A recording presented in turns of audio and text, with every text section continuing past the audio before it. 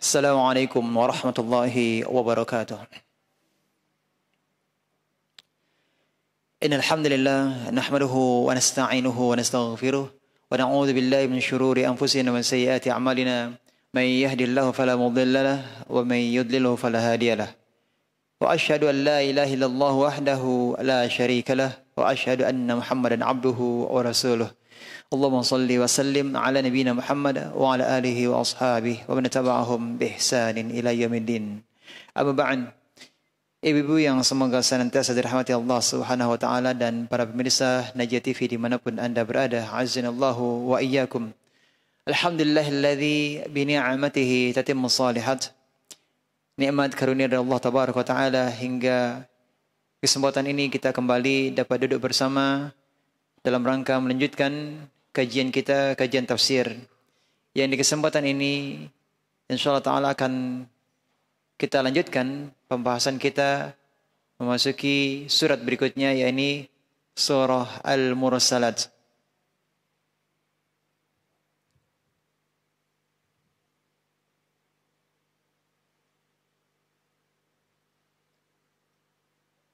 Surat Al-Mursalat,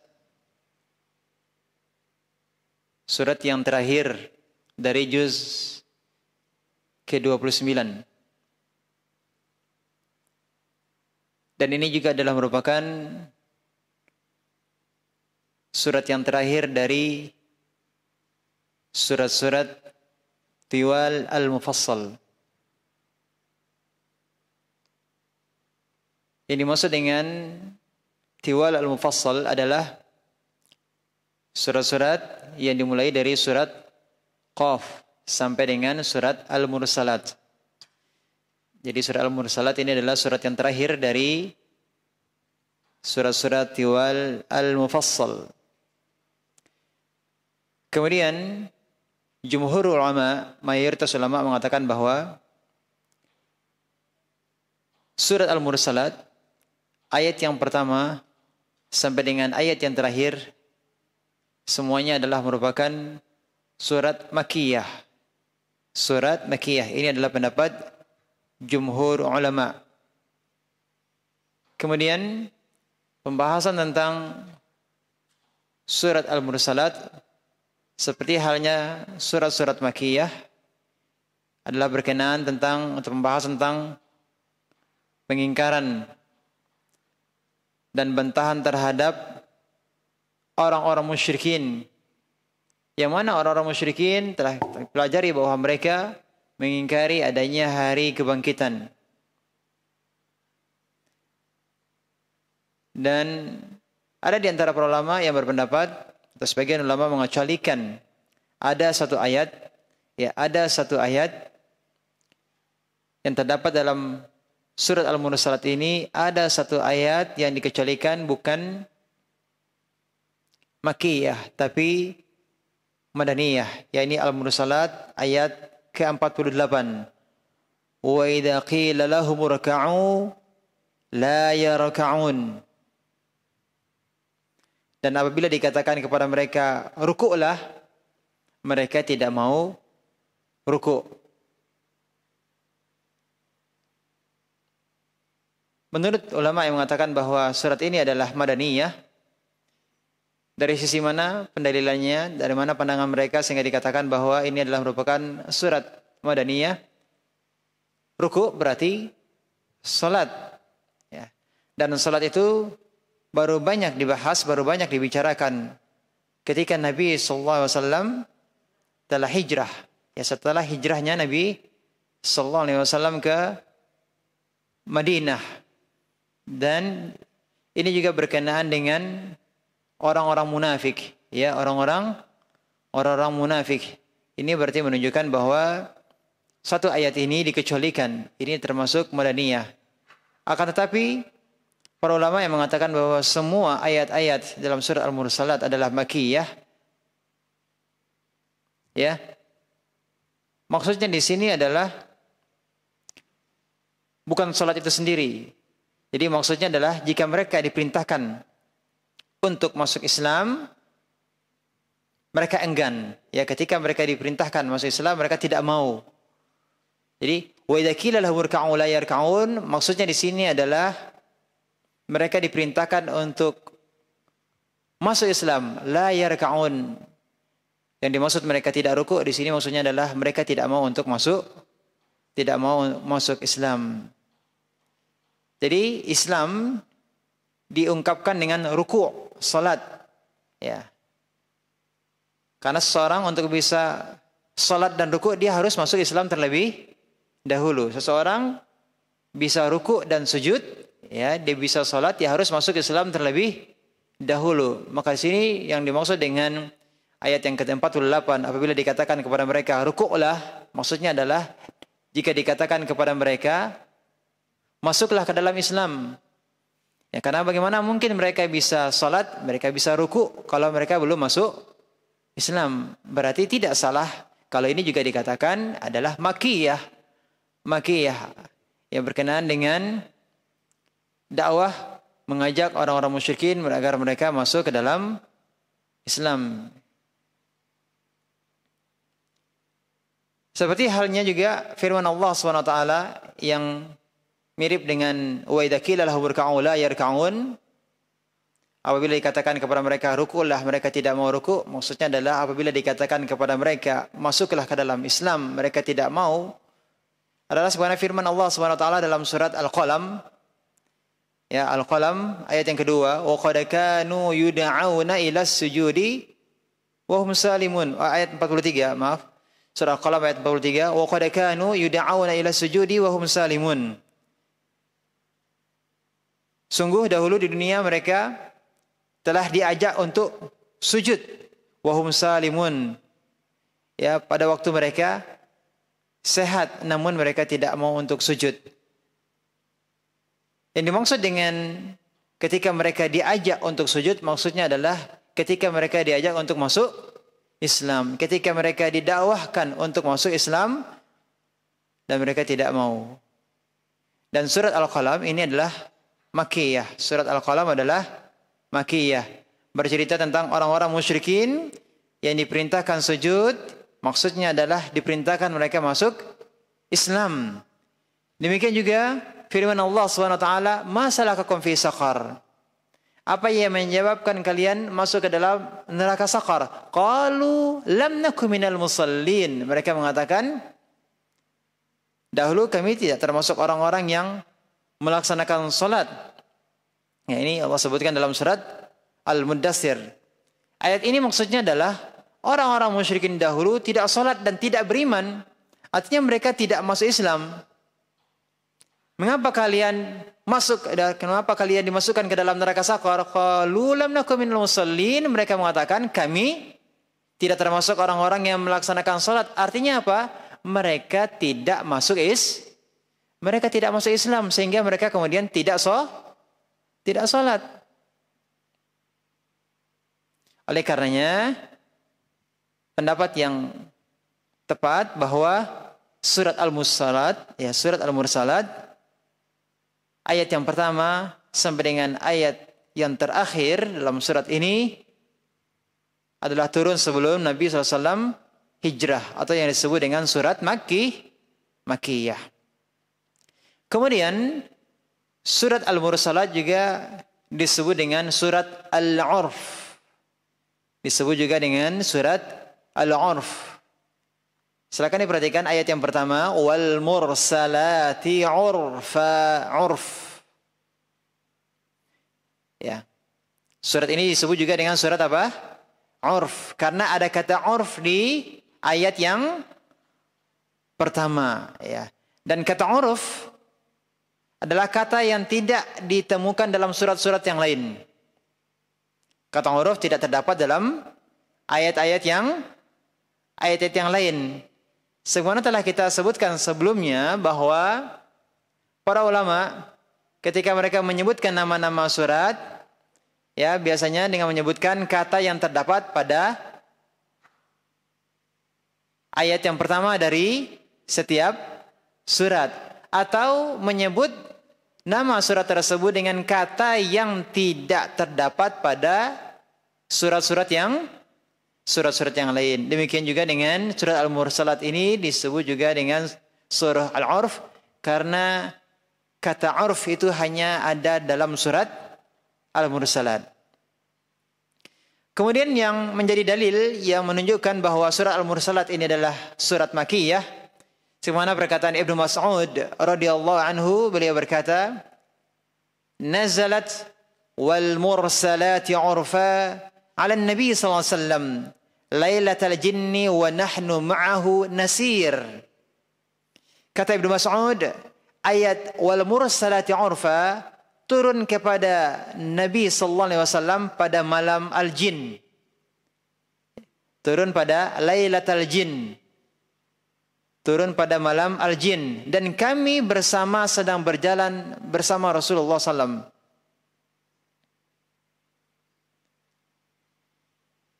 Apa yang dimaksud dengan Lailatul Jin?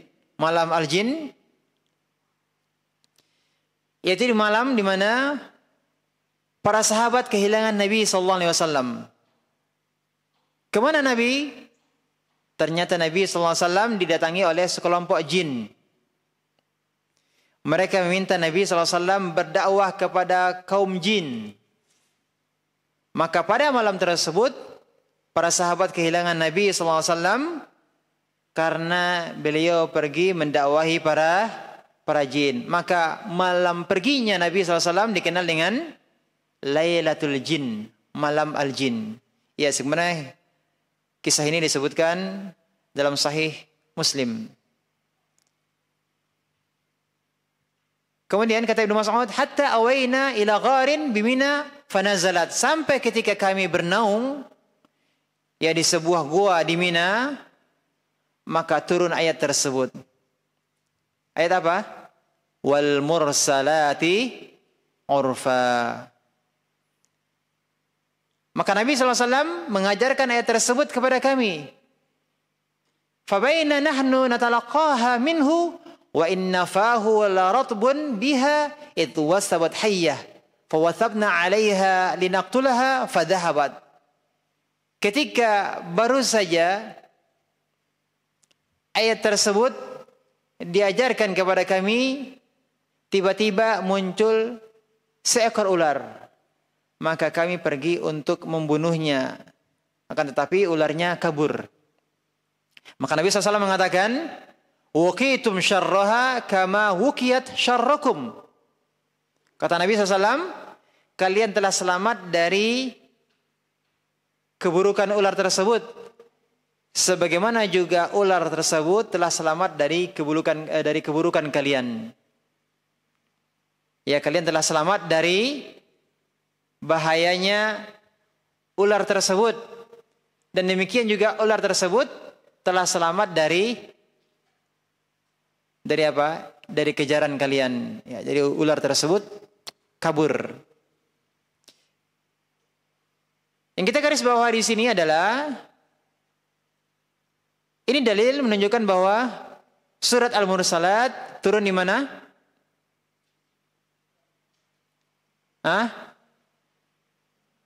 Turun di Mina. Mina itu di mana? Ya, di Makkah. Sebelum Nabi SAW berhijrah ke Madinah. Sebelum Nabi SAW hijrah ke Madinah.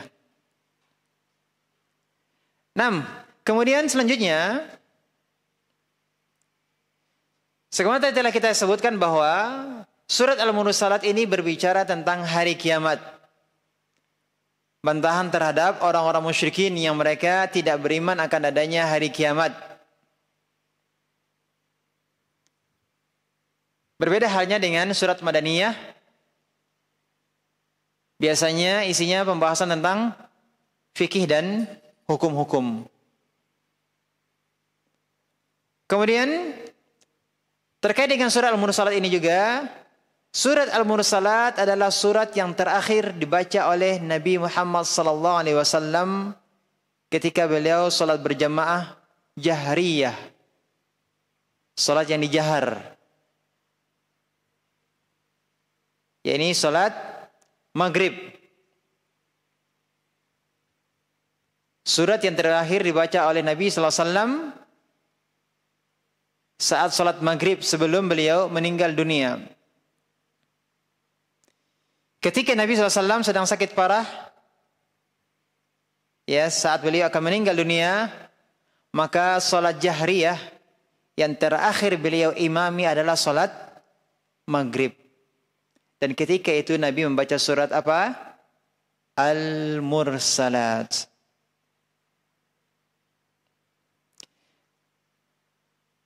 Dan yang kita ketahui,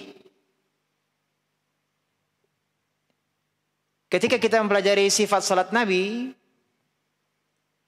apa surat-surat yang biasa dibaca oleh Nabi SAW ketika salat maghrib? Bu?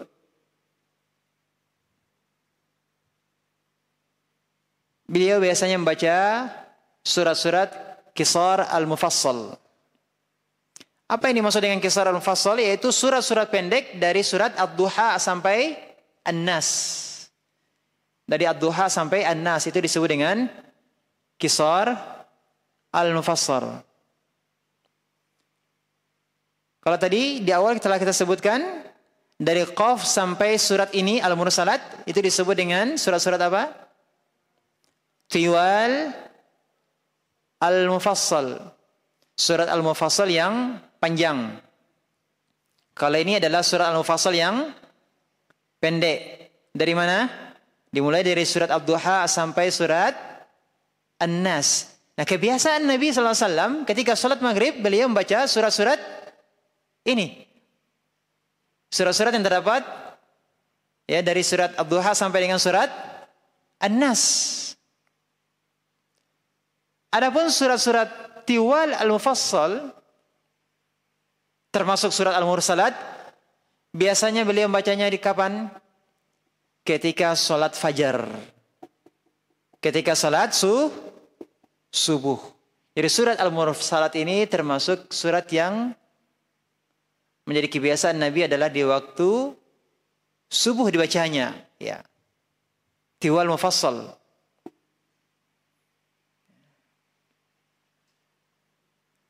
Ya, kebiasaan ibu-ibu juga sama Bu ya.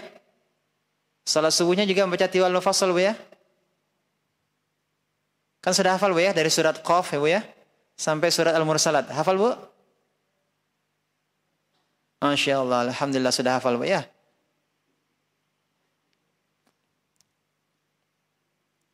Kemudian Awsat Al-Mufassal.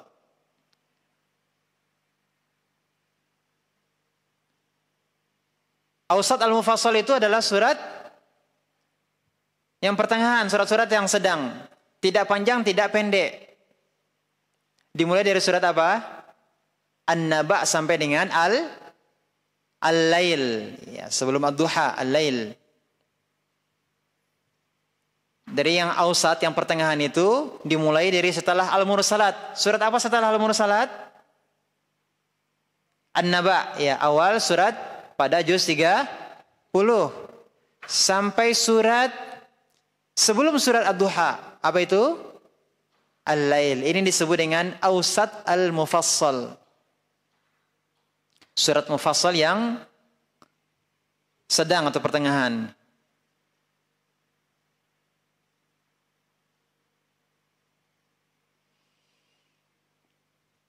Naam.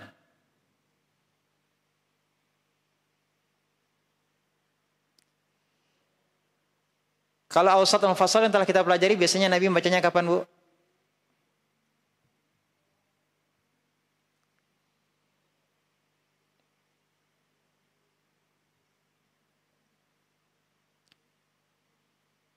Salat Isya, ya, Zuhur, Asar, ya. Ini Awsat Al-Mufassal. Naam. Artinya bahwa biasanya Nabi SAW membaca surat-surat yang pendek.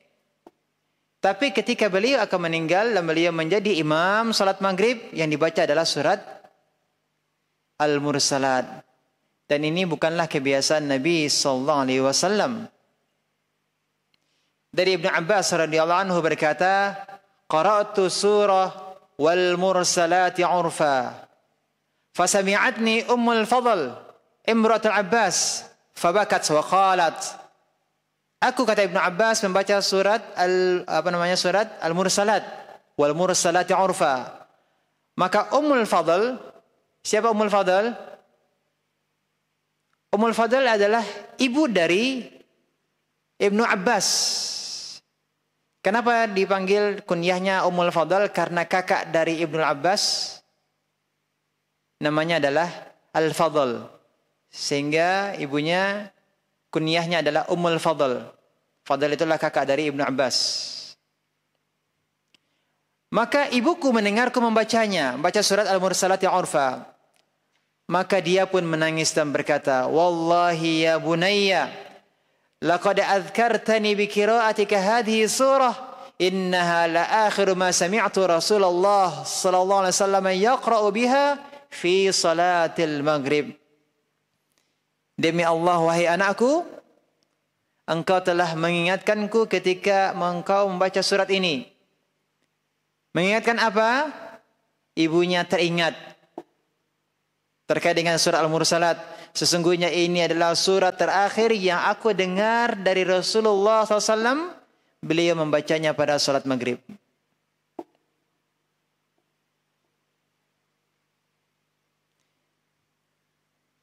Kemudian surat yang akan kita pelajari, surat Al-Mursalat ini terdiri dari berapa ayat? Terdiri dari 50 ayat. Baik, sekarang kita memasuki ayat yang pertama.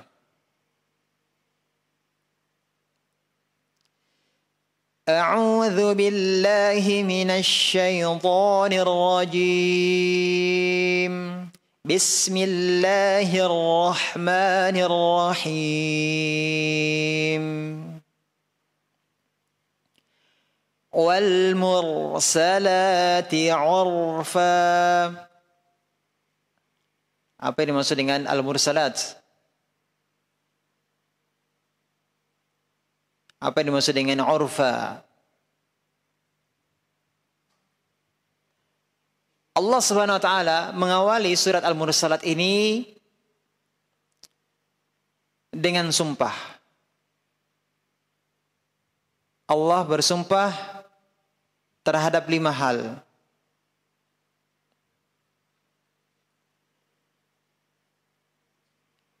Ayat yang pertama sampai dengan ayat yang kelima terdapat 3 pendapat para ulama tafsir berkenaan dengan ayat yang pertama sampai dengan ayat yang kelima. Pendapat pertama mengatakan bahwa ini berkaitan dengan angin. Maka Allah bersumpah seluruhnya ya pada ayat-ayat tersebut Allah bersumpah tentang angin. Yang dimaksud dengan al-mursalat adalah angin. Al-asifat juga angin, an-nasyirat angin, al-fariqat angin, al-mulkiyat juga angin. Ini pendapat yang pertama. Pendapat yang kedua mengatakan bahwa dari ayat yang pertama sampai dengan ayat yang kelima ini berkaitan dengan malaikat. Bahwa ini maksud dengan al-mursalat pada ayat pertama adalah malaikat, al-asifat juga malaikat, an-nasyirat juga adalah malaikat, al-fariqat juga adalah malaikat, al-mulqiyat juga malaikat. Ini pendapat yang kedua. Pendapat yang ketiga mengatakan bahwa al-mursalat pada ayat yang pertama dan al-asifat ayat yang kedua adalah berkaitan dengan angin. Adapun ayat yang ketiga, keempat dan yang kelima ini berkaitan dengan malaikat. Dan ini adalah pendapat yang dipilih oleh Al-Imam Tahir Ibn Ashur dalam kitabnya Tahrir wa Tanwir.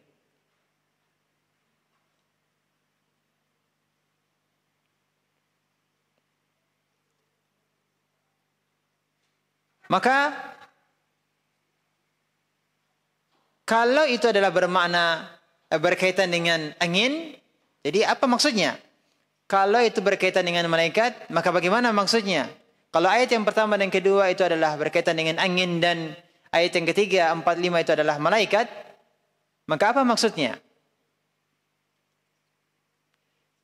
Pertama, wal mursalati urfa.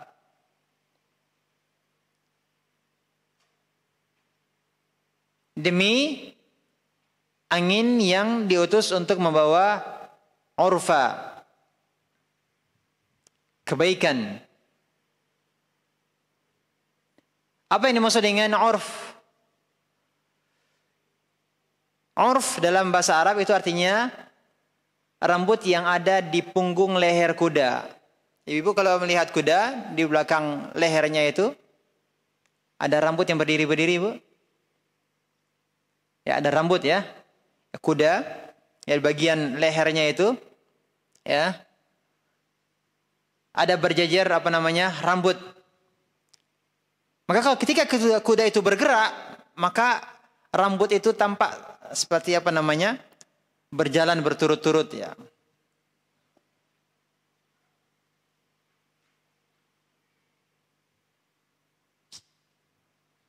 Ini makna al-mursalat, berarti di sini kalau itu diartikan sebagai angin, maka wal mursalati urfa, demi angin yang Allah kirimkan secara berturut-turut. Kemudian fal 'asifati 'asfa, ayat yang kedua, fal 'asifati 'asfa,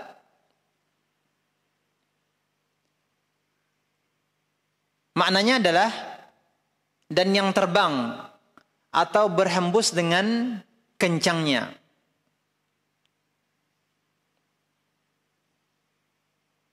Jadi ini menunjukkan bahwa ketika angin itu datang berturut-turut,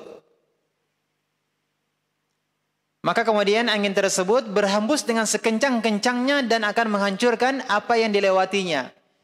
Jadi ketika Allah ingin menghancurkan suatu kaum, ingin membinasakan suatu kaum, maka terlebih dahulu angin yang datang itu adalah angin yang datangnya pelan-pelan. Datang lagi, datang lagi, datang lagi. Kemudian fal 'asifati 'asfa, maka kemudian angin tersebut menjadi angin yang kencang.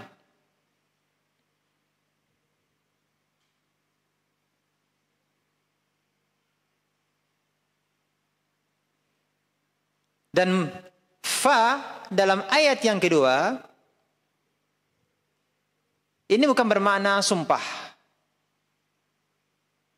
namun sebagai penggandeng bahwasanya ayat yang kedua itu digandeng dengan ayat yang pertama.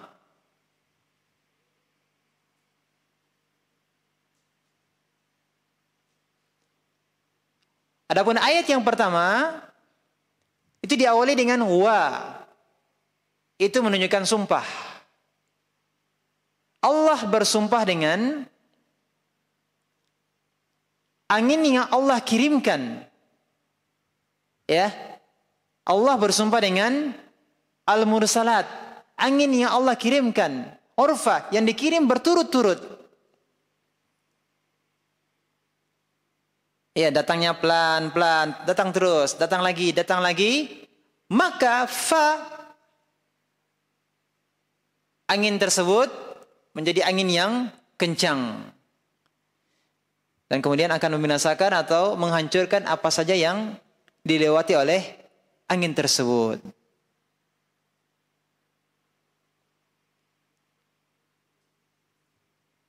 Kemudian ayat yang ketiga,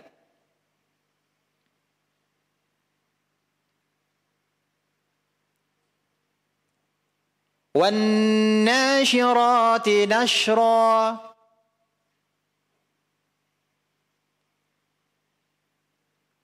Apa yang dimaksud dengan an-nashirat? Kalau itu maknanya adalah angin, berarti maksudnya adalah demi angin yang membawa awan. Demi angin yang membawa awan. Adapun fal fariqati farqa, itu kalau maksudnya adalah angin, berarti angin yang seperti apa? Al-fariqat, angin yang memecahkan awan-awan. Sehingga awan yang satu di sana diturunkan hujan, yang satunya lagi di sana diturunkan hujan, dan yang satunya lagi tidak diturunkan hujan. Berarti angin-angin yang memecah-mecah awan. Sehingga awan tersebut pecah-pecah, ada yang di sana, ke sana turun hujan. Ke tempat yang lain turun hujan. Ada juga yang awan yang dipisah tapi tidak diturunkan hujan padanya. Ini kalau semuanya bermakna apa? Angin. Tapi kalau maknanya adalah malaikat,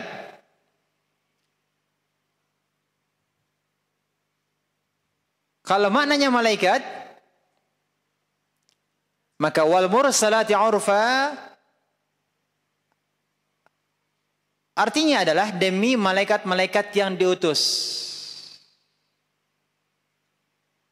Demi malaikat-malaikat yang diutus. Urfa, yang diutus membawa kebaikan. Kemudian fal asifati asfa, kalau itu dimanai dengan malaikat berarti, dan malaikat-malaikat yang terbang dengan kencangnya.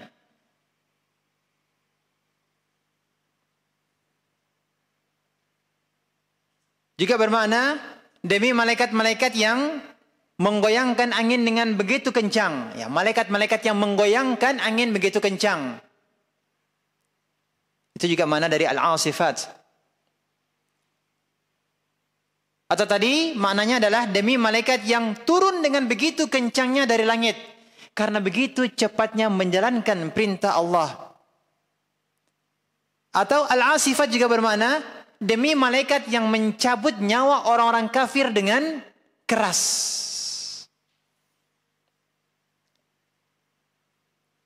Ini makna apa?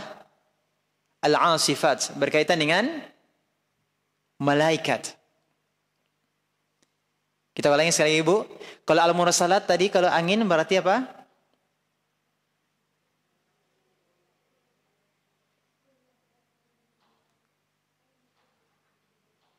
Kalau angin berarti apa?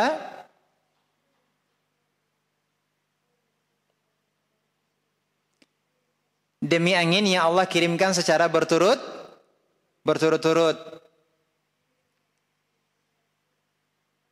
Wal mursalati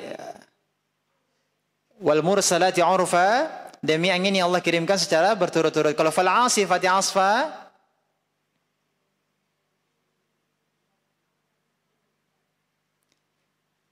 yang berhembus dengan kencangnya.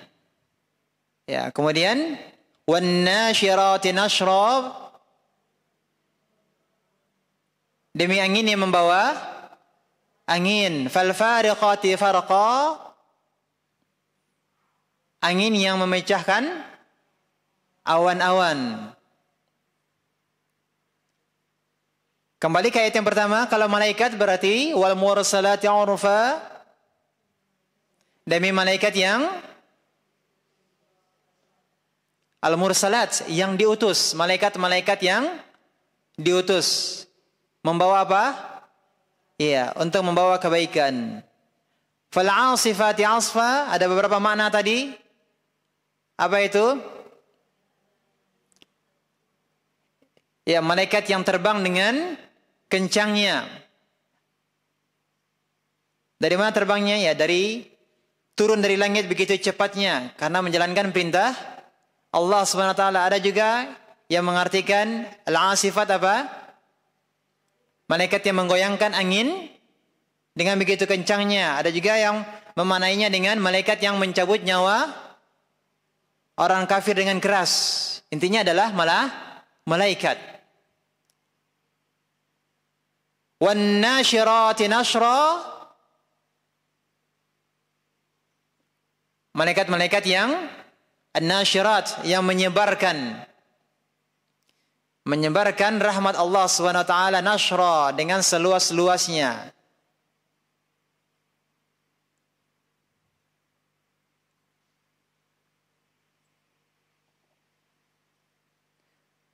Ada juga yang manai an-nasyirati nashra, demi malaikat yang mengirimkan awan,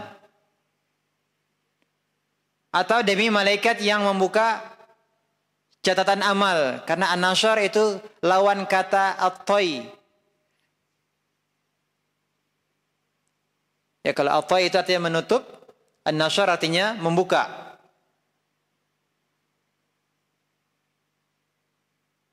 Maka wan-nasyirati nashra juga bermakna demi malaikat yang membuka catatan amal. Jadi banyak tafsiran para ulama tentang firman Allah SWT, wan-nasyirati nashra.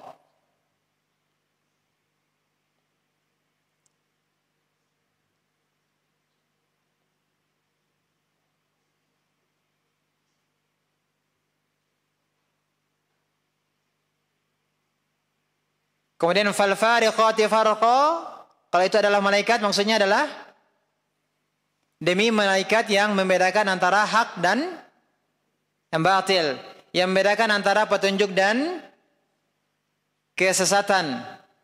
Al-fariqati farqa, demi malaikat yang membedakan, ya, yang membedakan mana yang kafir, mana yang mukmin.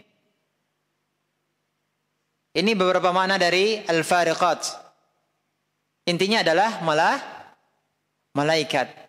Nah, yang menjadi masalah adalah di ayat berikutnya, ayat yang kelima. Falmulqiyati dzikra. Disebutkan dalam tafsir Al-Qurtubi, ijma' para ulama bahwa maksud ayat ini adalah malaikat. Al-Imam Qurtubi mengatakan bahwa ijma', sepakat para ulama bahwa maksud ayat ini adalah malaikat. Padahal tadi kita sebutkan terkait dengan tafsiran ayat pertama sampai dengan ayat yang kelima, ada yang menafsirkan ini semuanya berkaitan dengan angin, ya kan? Masih paham Bu ya? Ya. Ada yang mengatakan bahwa ayat yang pertama sampai yang kelima terkait dengan angin. Tapi kata Imam Qurtubi, sepakat para ulama ijma bahwa ayat yang kelima ini berkenaan dengan malaikat. Apa yang dimaksud dengan dzikra? Dzikra itu adalah pelajaran atau peringatan. Maka kalau angin, fal mulkiyati dzikra, bisakah angin menyampaikan peringatan? Bisa tidak, Bu? Kalau malaikat menyampaikan peringatan berupa wahyu atau Al-Quran atau yang lainnya, bisa Bu? Bisa. Tapi kalau angin, bisakah angin menyampaikan peringatan? Al-mulkiyat artinya yang menyampaikan. Dzikra, pelajaran atau peringatan.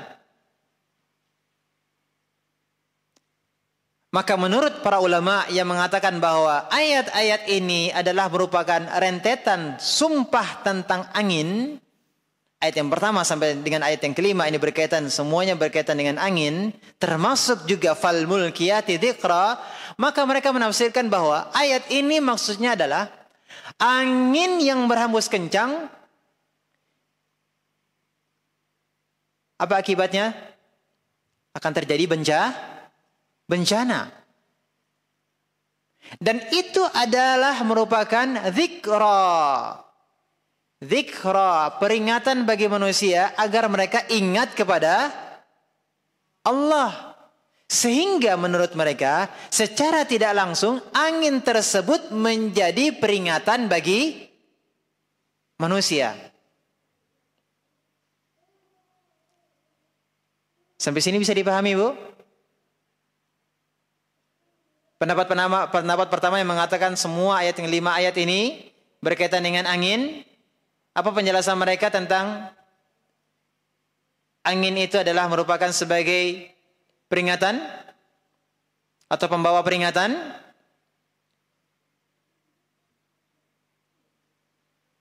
Yakni ketika angin itu berhembus kencang, yang membinasakan kaum atau menghancurkan suatu tempat, maka itu adalah peringatan bagi manusia agar mereka ingat kepada Allah. Maka dengan demikian, angin tersebut secara tidak langsung pun juga menjadi peringatan bagi manusia.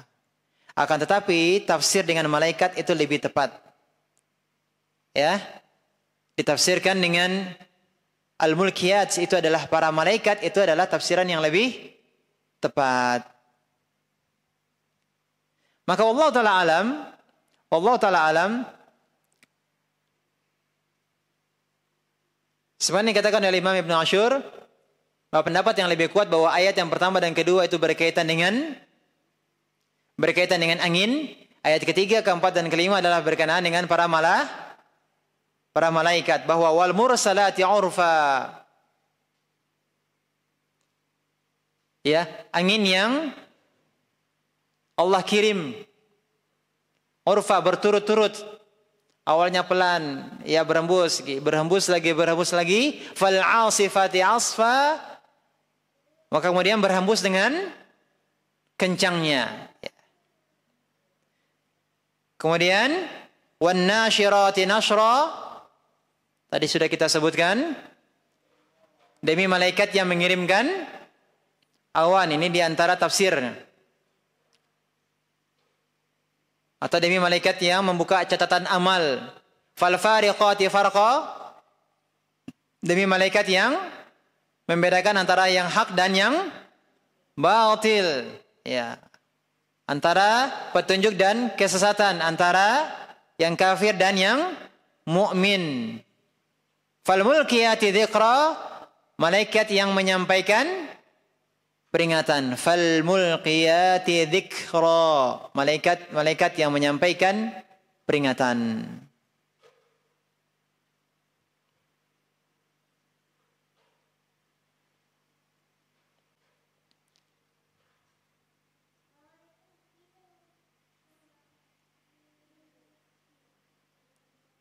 Nah, sekarang pertanyaannya adalah, apa tujuan Allah menurunkan wahyu kepada para malaikat? Fal mulkiyati dzikra, demi para malaikat yang menyampaikan peringatan. Pertanyaannya adalah, apa tujuan Allah menurunkan wahyu kepada para malaikat? Iya, jawabannya ada pada ayat yang selanjutnya. Udhran aw nudhra. Udhran aw nudhra. Udhran aw nudhra, artinya udhran, manusia tidak memiliki uzur, tidak memiliki hujjah atau alasan. Ya. Mereka tidak bisa membantah lagi di hadapan Allah Subhanahu wa taala, karena telah Allah kirim wahyu melalui malaikat kepada Rasulnya. Karena Allah telah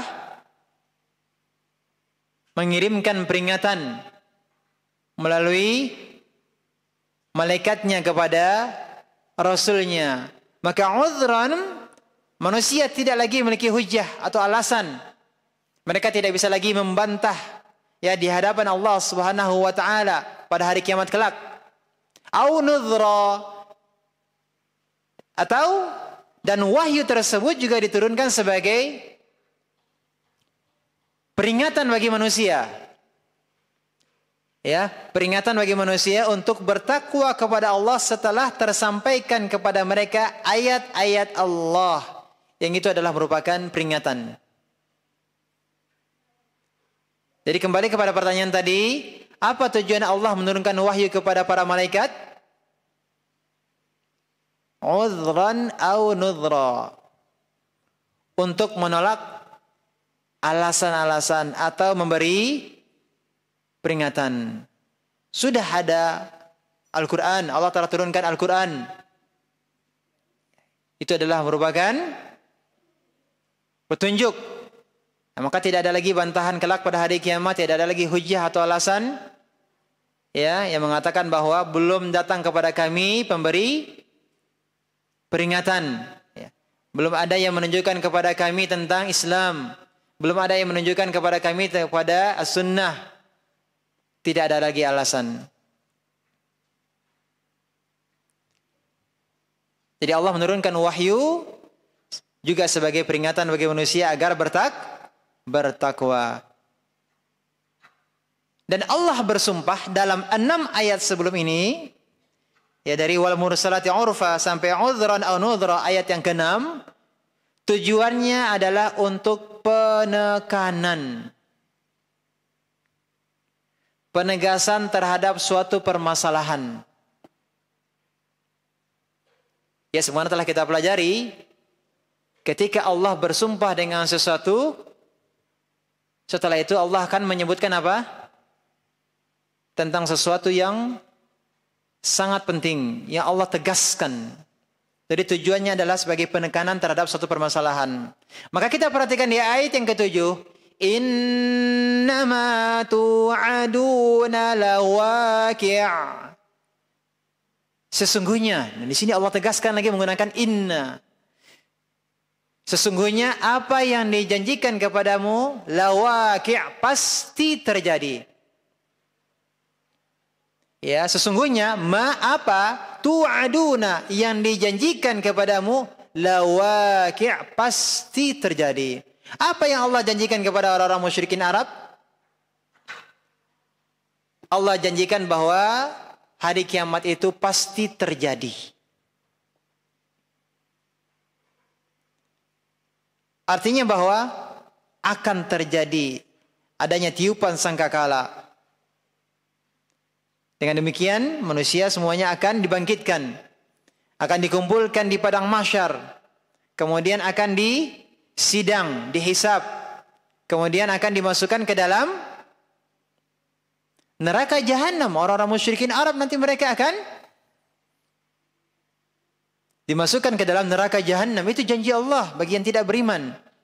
Ini semua adalah janji yang pasti akan Allah berikan untuk orang-orang kafir. Inilah penegasan Allah bersumpah, ya. Telah kita pelajari tadi ayat yang pertama sampai dengan ayat yang ke-6. Tujuan Allah bersumpah untuk apa, Bu? Sebagai penekanan atau penegasan terhadap suatu permasalahan. Apa itu? Bahwa hari kiamat itu pasti terjadi. Dan itu adalah janji Allah.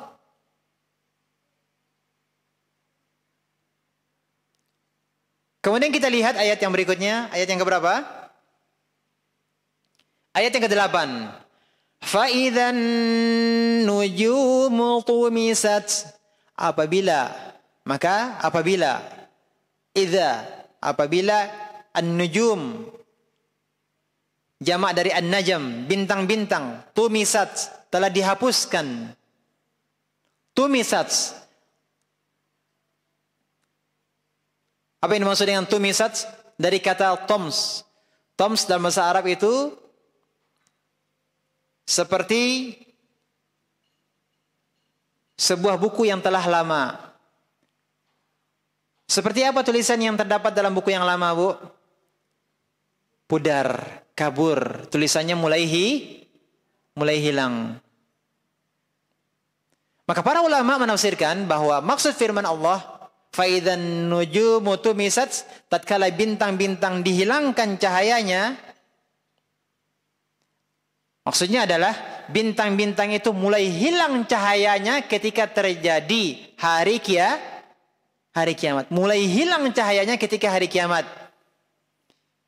Kemana surat yang telah kita pelajari? Idza syamsu kuwirat wa idzan nujumu kadarat. Ya, surah Takwir ayat yang pertama dan yang kedua. Apabila matahari digulung dan apabila bintang-bintang telah hilang cahayanya. Ya, wa idzan nujumu kadarat, bintang-bintang telah hilang cahayanya. Ayat yang kita pelajari, an-nujumu tumisat, bintang-bintang telah dihapuskan.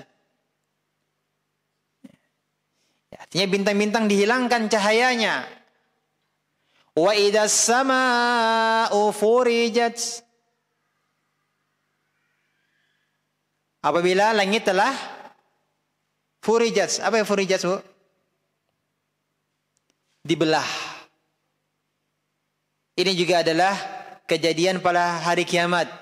Terjadi pada hari kiamat. Langit-langit awalnya terbelah kecil, kemudian terbelah besar sampai langit-langit itu melemah.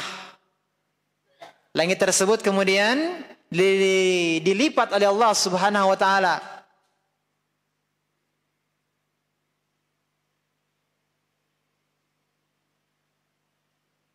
Dan ini akan terjadi pada hari kiamat. Akan menimpa orang-orang musyrikin Arab pada hari kiamat kelak, yakni ketika langit-langit terbelah.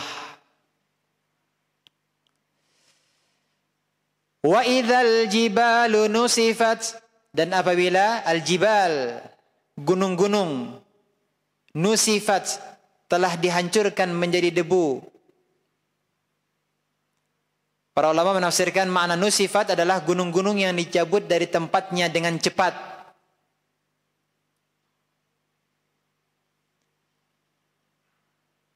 Dan yang telah kita pelajari ketika mempelajari di antara surat di juz yang ke-30, kita pelajari terkait dengan hari kiamat, peristiwa gunung-gunung. Proses pertama kali gunung itu pada hari kiamat pertama kalinya dicabut dengan kuat oleh Allah Subhanahu wa taala. Ya, dicabut dengan kuat oleh Allah dari pangkalnya. Kemudian diterbangkan, lalu dibenturkan, ditabrakkan dengan gunung-gunung yang lain sampai hancur lebur. Itulah yang terjadi pada gunung-gunung pada hari kiamat, pada hari kiamat kelak. Kalau langit terbelah, gunung bagaimana Allah jadikan? Allah jadikan hancur lebur menjadi debu. Kalau bintang-bintang bagaimana tadi, Ibu? Dihilangkan cahayanya, yang disebutkan dalam surat Al-Mursalat ini. Kemudian ayat berikutnya, ayat yang keberapa? Ayat yang ke-11. Wa idar rusulu uqitat, dan apabila ar-rusul, para rasul, uqitat, telah ditetapkan waktu mereka. Uqitat berasal dari kata wuqitat, waktu, ya, waktu. Uqitat berasal dari kata wuqitat, wow, ya, wuqitat, waktun, ya, al-waqtu, waktun. Artinya para rasul dikumpulkan pada waktu tertentu. Ya, ini pada hari kiamat. Allah sebutkan di sini ketika para rasul dikumpulkan pada waktu tertentu. Untuk apa para rasul dikumpulkan pada hari kiamat, Bu? Untuk ditanya oleh Allah Subhanahu wa taala. Sebagaimana Allah sebutkan dalam surah Al-Maidah ayat 109, "Yauma yajma'ullahu ar-rusula fayaqul madza ujibtum?" Qalu la ilma lana innaka anta 'allamul ghuyub. Pada hari ketika Allah mengumpulkan para rasul, lalu Allah bertanya kepada para rasul, apa jawaban kaummu terhadap seruanmu? Apa jawaban kaummu terhadap dakwahmu? Maka pada hari itu, yakni pada hari kiamat, dihadirkan antara para nabi dan umatnya untuk disidang di hadapan Allah. Maka maksud ayat ini adalah para rasul akan dikumpulkan pada waktu tertentu, ya, para rasul dikumpulkan pada waktu tertentu untuk dihadapkan dengan umatnya untuk disidang di antara mereka. Ya, nanti akan ditanya,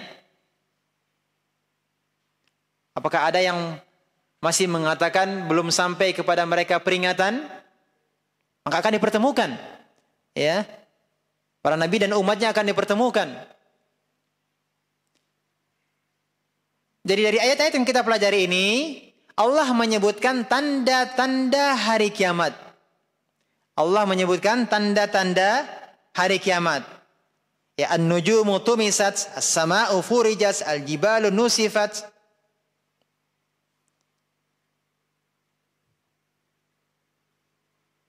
Ya, ini mengandung peringatan kuat terhadap orang-orang kafir, ya, agar mereka tidak meremehkan hari kiamat. Bahkan mereka tidak beriman dengan adanya hari kiamat. Demikian juga Allah mengulang-ulangnya dengan kalimat idza, apabila. Di setiap tanda-tanda hari kiamat tersebut Allah awali dengan idza, apabila. Idzan nujumu tumisat. Idza, apabila as-samaa'u furijat. Idza, apabila al-jibalu nusifat. Idza, apabila ar-rusulu ukkitat. Ya, Allah ulang-ulang kalimat atau kata idza di setiap tanda. Supaya apa? Supaya orang-orang benar-benar perhatian dengan kandungan-kandungannya. Ya, yang terdapat pada ayat-ayat tersebut. Li ayyi yaumin ujjilat. Niscaya dikatakan kepada mereka, sampai hari apakah ditangguhkan? Ditangguhkan menghadap orang-orang kafir tersebut. Ujjilat. Ditangguhkan. Allah berfirman dalam ayat ini dengan konteks pertanyaan untuk mengisyaratkan akan beratnya keadaan hari kiamat tersebut. Ya, disebutkan dalam sebuah riwayat atau sebagian riwayat, apabila manusia dibangkitkan pada hari kiamat, maka selama 40 tahun mereka berdiri sementara matahari berada di atas kepala mereka. Ya, mereka mengangkat pandangan ke arah langit menunggu keputusan. Yantazirun al-fasl. Mereka menunggu apa? Al-fasl. Apa itu al-fasl? Keputusan. Jadi manusia dibangkitkan pada hari kiamat, mereka akan berdiri dalam waktu yang lama sementara matahari berada di atas kepala. Ya, mereka menengadahkan kepala mereka ke arah langit menunggu keputusan. Al-fasl. Apa artinya al-fasl? Pembeda. Disebut dengan al-fasl karena pada hari itu adalah hari pembeda antara yang hak dan yang batil. Dan jelasnya bagi orang kafir apa-apa yang mereka ragu atau rancu, ya, dan mereka tidak mempercayai hal tersebut selama di dunia. Yang menjadi jelas bagi nyata bahwa hari kiamat itu memang ada. Yang dahulunya orang-orang kafir mereka tidak beriman akan adanya hari kiamat. Maka al-fasl, hari pembeda antara yang hak dan yang batil. Maka hari tersebut Allah turun untuk menyidang seluruh manusia, disebut dengan yaumul fasl, hari penentuan. Setelah manusia dibangkitkan pada hari kiamat, ya, mereka menunggu kedatangan Allah. Jadi setelah manusia semuanya dibangkitkan pada hari kiamat, mereka menunggu kedatangan Allah. Maka saat itulah ada yang namanya apa?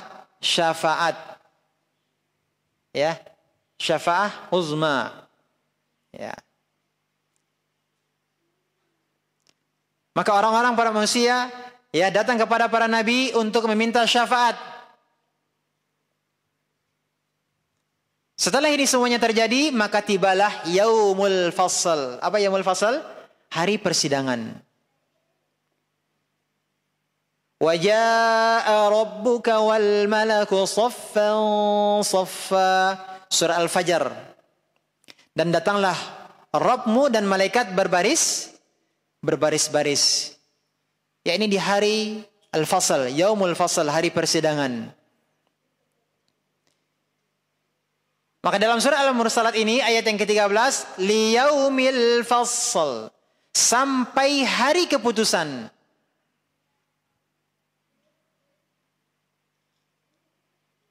Ya, sampai hari keputusan. Wa ma adraka ma yaumul fasl. Dan tahukah kamu apakah hari keputusan itu? Ayat yang ke-15, wailun yawma idzil lil mukadzibin. Wail, kecelakaan yang besarlah yauma idzin, pada hari itu, lil mukadzibin, bagi orang-orang yang mendustakan. Berapa kali Allah sebutkan wailun yawma idzil lil mukadzibin dalam surah Mursalat ini?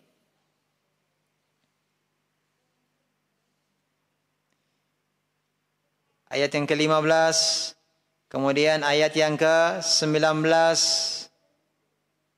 ayat yang ke-24, ayat yang ke-28, ayat yang ke-34, ayat yang ke-37, ayat yang ke-40, kemudian ayat yang ke-45, ayat ke-47, ayat ke-49. Ada berapa semuanya, Bu? Ada 10. Dan ini bukan kebiasaan Allah pada surat-surat yang lainnya. Ya. Allah menyebutnya di sini wailu yaumaidil lil mukadzibin sebanyak 10 kali. Al-Imam Al-Qurtubi rahimahullah taala menafsirkan bahwa Allah mengulang ayat ini berkali-kali karena banyak hal yang orang-orang musyrikin Arab dustakan. Mereka mendustakan hari kiamat, mendustakan hari kebangkitan, mendustakan Nabi SAW, mendustakan Al-Quran, ya, mendustakan yang lainnya. Begitu banyak hal yang mereka dustakan, maka Allah katakan, wailu yaumaidil mukadzibin. Celakalah mereka pada hari tersebut bagi mereka yang mendustakan. Ya, apa yang mereka dustakan? Mendustakan kebenaran. Ya, Allah sebut berulang-ulang berkali-kali sebanyak bentuk kedustaan mereka. Dan pengulangan ayat ini adalah merupakan peringatan bahwasanya Allah akan mengadab mereka sesuai dengan kadar kedustaan mereka. Dan jika Allah telah memberikan adab kepada mereka, maka adab yang Allah berikan adalah adab yang detail, terperinci. Oleh karenanya, Al-Imam Qurtubi mengatakan bahwa Allah menyebut ayat ini berulang-ulang. Pengulangan ayat bukan sekedar mengulangi penekanan, bukan sekedar mengulangi penekanan, tetapi karena pendustaan mereka, ya, pendustaan mereka yang banyak, maka harus diperinci satu persatu. Apa yang dimaksud dengan wail? Secara bahasa, wail itu artinya celaka. Secara istilah, wail itu adalah lembah yang ada di neraka jahanam. Dan lembah tersebut berisi kotoran-kotoran. Ya, kotoran-kotoran apa? Kotoran-kotoran dari para penghuni neraka jahanam, ya, berupa darah, nanah, cairan dari kemaluan mereka. Semua kotoran busuk tersebut mengalir dan terkumpul dalam suatu lembah di neraka yang bernama lembah wail. Akan tetapi penafsiran ini yang secara istilah ini tidak ada dalil yang sahih. Hanya saja sebagian para salaf menyebutkan, ya, menyebutkan apa namanya, di antara mereka ada menyebutkan tentang hal ini sebagai tafsiran dari kata wail. Adapun ulama yang lain mengatakan wail dalam ayat ini bermakna umum. Ya, wail dalam ayat ini bermakna umum, yaitu maknanya adalah celaka.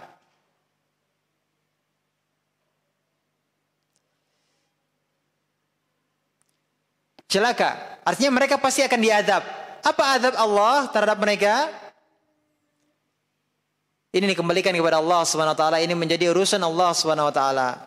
Dan ini adalah pendapat yang lebih tepat bahwa wail itu adalah ungkapan celaka. Wail, ya, ungkapan celaka. Kecelakaan bagi mereka. Lil mukadzibin, bagi orang-orang yang mendustakan. Alam nuhlikil awwalin. Bukankah kami telah membinasakan orang-orang yang dahulu? Ini dalil pertama yang Allah sebutkan untuk menegaskan, untuk menekankan adanya hari kebangkitan. Ya, sebenarnya kita ketahui bahwa orang-orang terdahulu telah dibinasakan oleh Allah. Kaum Nabi Nuh alaihissalam, kaum Nabi Saleh alaihissalam, kaum Nabi Hud alaihissalam. Demikian juga Fir'aun dan bala tentaranya telah dibinasakan oleh Allah. Dan kabar tentang kebinasaan orang-orang terdahulu ini telah diketahui oleh orang-orang musyrikin. Ya, dalam pelajaran sebelum-sebelumnya telah kita pelajari bahwa kisah tentang Nabi Saleh dan Nabi Hud alaihi wassalam ini telah diketahui kisahnya oleh orang-orang musyrikin. Karena kedua nabi ini, Nabi Saleh dan Nabi Hud, berasal dari jazirah Arab. Sehingga daerah yang berdekatan membuat mereka tahu tentang kisah bagaimana binasanya kaum Nabi Saleh dan kaum Nabi Hud. Jadi orang-orang musyrikin Arab tahu tentang kisah mereka. Adapun kisah Fir'aun dan kisah Nabi Nuh, ini kisah yang masyhur, ya. Ini kisah yang masyhur di kalangan mereka. Jadi Allah katakan, alam nuhlikil awwalin, bukankah kami telah membinasakan orang-orang yang dahulu. Dan kemudian setelah Allah mengingatkan mereka tentang kebinasaan orang-orang yang terdahulu, thumma nutbi'uhumul akhirin, lalu kami iringkan adab kami terhadap mereka dengan mengadab orang-orang yang datang kemudian. Jadi pada ayat ini Allah memberikan ancaman kepada orang-orang musyrikin. Selama mereka melakukan kezaliman, kemaksiatan, kesyirikan, maka nasib mereka akan sama dengan orang-orang terdahulu yang telah dibinasakan. Kadzalika naf'alu bil mujrimin. Demikianlah kami berbuat terhadap orang-orang yang berdosa. Maka di sini peringatan untuk orang-orang musyrikin. Ya, jika mereka terus melakukan kezaliman, kemaksiatan, mereka melakukan kesyirikan, maka hendaklah mereka berhati-hati, maka akan ditimpakan kepada mereka nasib yang serupa, ya, sebagaimana umat-umat terdahulu yang dibinasakan. Wailun yauma idzil lil mukadzibin. Kecelakaan yang besarlah pada hari itu bagi orang-orang yang mendustakan. Di antara tafsir para ulama mengatakan bahwa rangkaian firman Allah ini memberikan makna tersirat, bahwasanya mudah bagi Allah untuk membangkitkan mereka kembali pada hari kiamat kelak. Ya, Allah telah menyebutkan, ya, di ayat tersebut, karena Allah yang menciptakan dan mematikan manusia, maka untuk menciptakan ulang mereka, untuk menghidupkan mereka kembali, itu adalah hal yang mudah, bukan hal yang mustahil. Jadi sebagaimana Allah mudah menciptakan dan mematikan mereka, maka mudah bagi Allah untuk menghidupkan mereka kembali. Maka ketika Allah SWT menyebutkan bahwa Allah pernah menciptakan orang-orang terdahulu kemudian membinasakan mereka, maka ini menunjukkan Allah lah yang Maha Kuasa. Allah berkuasa mengatur hidup dan matinya mereka. Maka dengan demikian Allah bisa mengambil tindakan berikutnya. Ya, Allah yang menciptakan mereka, Allah yang mematikan mereka. Maka kalau Allah itu adalah yang berkuasa untuk mengatur hidup dan mati mereka, maka Allah pun juga berkuasa untuk membangkitkan kembali mereka. Maka tersirat makna bahwa mengapa orang-orang musyrikin masih mendustakan hari kebangkitan, padahal tidak ada yang mustahil, ya, bagi Allah untuk membangkitkan orang-orang yang telah mati.